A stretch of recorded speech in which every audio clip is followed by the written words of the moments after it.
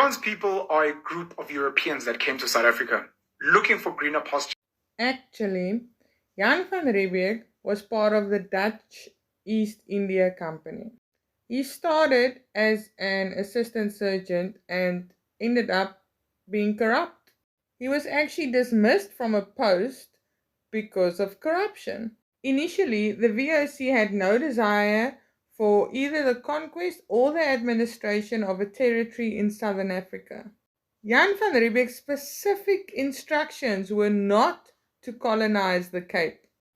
He was supposed to build a fort, but then he experienced crop failure because obviously the climate would be different in the southern part of Africa than it is in the Netherlands. And then he reported back to his bosses and was saying, hey, this is not going to work. I need the presence of dedicated individuals working their own farms. Now, these farms were only supposed to provide food for the ships passing by. It was only supposed to be a pit stop. So anyway, then the Dutch East India Company sent settlers that would work their own piece of land that they were given by the VOC. Like the VOC, never mind, I'll get to that part. Anyway, these settlers had contracts and they would only be released from these contracts on the condition that they worked the land and sold their produce to the company. Because still, it was supposed to be a pit stop. They then started what we call interbreeding, so to speak. Inter-nationality breeding. French, Dutch, the Germans, the British, some other European nations started breeding with each other, called Afrikaners. The first Huguenots arrived 20 years later. They were persecuted because of their religion. Thousands of Huguenots fled to countries such as Switzerland, Germany, England, America, the Netherlands, Poland, and South Africa. I will get to the whole land part, but anyway, Simon van der Stel set aside land for the Huguenot settlement in Franschhoek and Drakensberg. He wanted them to mix with the settlers that were already there, and his reasoning was that they could learn our language and morals. Like the Jan van Riebeeck thing, this was a business decision. The Dutch East India Company encouraged the Huguenots to immigrate to the Cape because they shared the same religious beliefs and also because most Huguenots were highly trained craftsmen or experienced farmers. A lot of white people only focus on this part of history and say that they came here because they were persecuted in their own country. I don't know if there are any South Africans who only have Huguenots as ancestors. Most of us have ancestors from the Netherlands, Germany, France, wherever. So you cannot say your ancestors came here because they were persecuted if it was a small percentage of your ancestors. Anyway, these new group of Europeans, like this guy said, were not called Afrikaners. The term Afrikaner was appropriated. The original Afrikaners were not the Europeans. They were not the white people. They were the indigenous people of this country, which makes sense because they were from Africa. Afrikaners. I don't know why people still overlook that part of history about Ouderam Afrikaner and everything else. It just seems to be overlooked and no one cares. White people were not the original Afrikaners. And the term was only appropriated much later, a few hundred years later. And they decided to create a mix of a language. Dutch mostly, a bit of German, a bit of French. I cut him off there specifically because he is using words for indigenous people that we don't use anymore. The Europeans didn't decide that they are going to mix their languages. Afrikaans started out as a way for the indigenous people and Cape Malay especially to express themselves. They were learning more of the Dutch language than the Europeans were learning of their language. Eventually, it became the white man's language, but that's not how it started. And they told themselves, we're going to come and work the land here. They found a lot of barren land, a lot of barren land. They found livestock and they decided to create farms. South Africa's history did not start in 1652. In the 1400s, the Portuguese already came past the country, made a few stops, met a few people, and they were trading. The indigenous people had a sense of community. They believed that the land that they owned as a community was theirs. The community owned land. The Europeans came with title deeds, and one person can own a massive piece of land. The VOC, I don't know who they thought that they were, but they just handed out title deeds, pieces of land. And there were fights, 2 actual wars between the Dutch and the indigenous people for this land. But you see, the Dutch, or Europeans in general, didn't care about the indigenous people being community driven. Yes, in the beginning, they were getting along sort of, until Jan van Riebeeck and then later Simon van der Stel started going more inland and trying to get more land and more land and more land. And that is where the wars broke out. Unfortunately, they were treated as second-class citizens by the British who were in power. We can't just glance over the fact that 2 groups of people, nationalities, were fighting over something that did not even belong to them. It's like he totally skipped over that part of history. The war began following a Boer ultimatum that the British should cease building up their forces in the region, which is fair because what the hell were they doing here anyway? The Boers had refused to grant political rights to non-Boer settlers, known as Uitlanders, most of whom were British, or to grant civil rights to Africans. It ended in 1902. The British had crushed the Boer resistance, and on May 31 of that year, the Peace of Vereniging was signed, ending hostility. The treaty recognized the British military administration over Transvaal and the Orange Free State and authorized a general amnesty for Boer forces.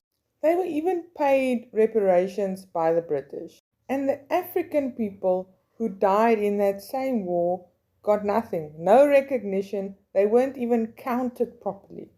He says that they were treated like second-class citizens. But what about the African people, the indigenous people that they found here? They were not even treated as second-class citizens. I mean, Africans were being sold with books and ribbons, like other objects. And instead of whining, instead of toy-toying and marching and putting together petitions, I think what he meant to say is instead of doing all that, they just killed a whole bunch of people. Oh no, wait. First, God told them that this is their land. And they prayed to God, and God helped them defeat so many African people with cannons and firearms directly from the Lord. along with a whole lot of great Afrikaans leaders, they created what was known as the Reddingsstaatsbond, and then they created a secret society known as the Broederbond. These great Afrikaans leaders were the same ones who believed in apartheid, segregation, and that African people were either from the devil or objects to be used and hunted. You could get hunting permits where not only animals were listed there, but also indigenous people. But okay, honestly, I did not know what he was talking about with Reddingsstaatsbond and all that. But then I saw Bianca's video. Reddingsstaatsbond was founded in 1939. And it was founded so that it could help Afrikaans businesses to get established. However, the Broedersbond was established in 1918, before the Reddingsstaatsbond. And there is another inaccuracy. The British Bond wasn't started over coffee and cook sisters in churches. It was established and born out of fire and violence. And they bought out certain people in parliament, in government. They started funding the National Party, and eventually they took over government and they ran the country. He is genuinely explaining state capture like it's a good thing. They created what was known as false gas bank.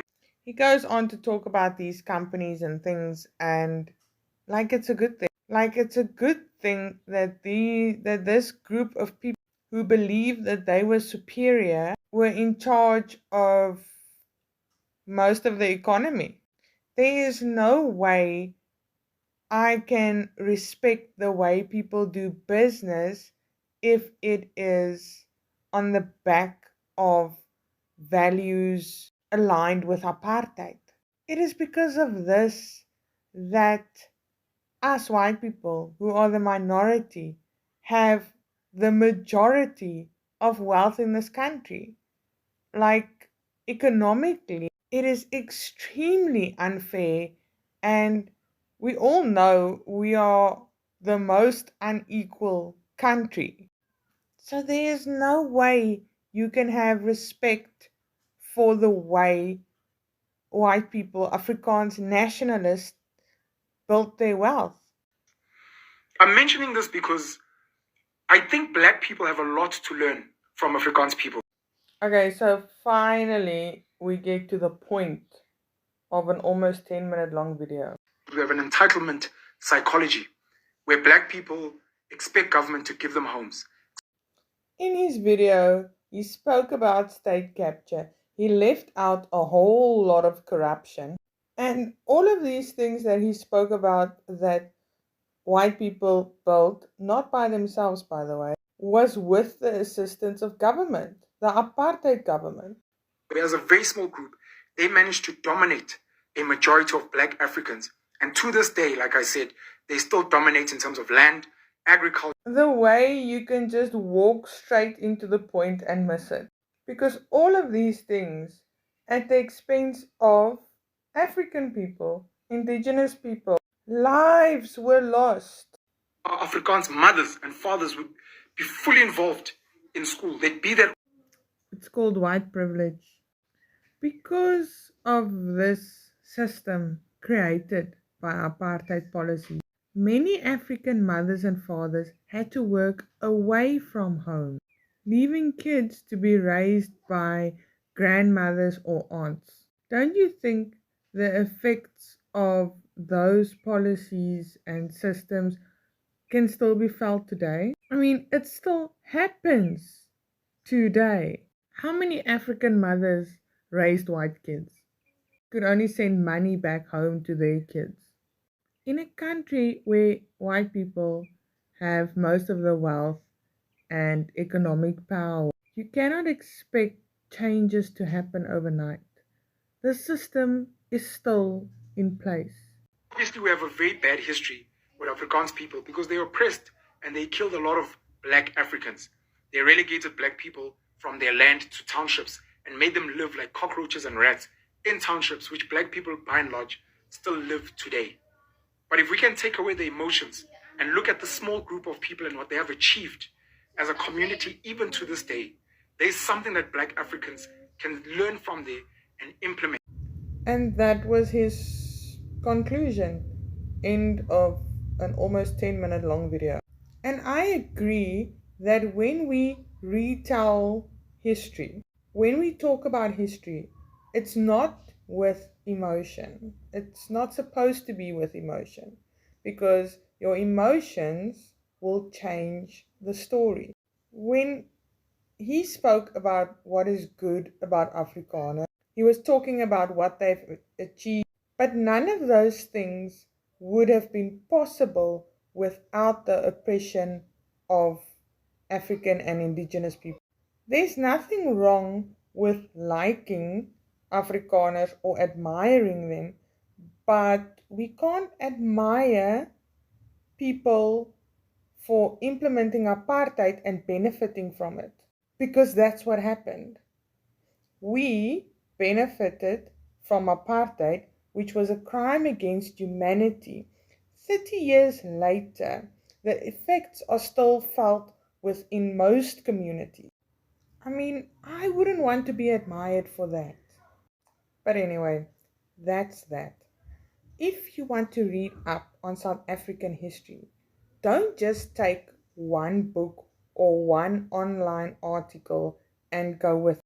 Look up the sources, dive a little deeper, find more than one source, and apply some critical thinking skills.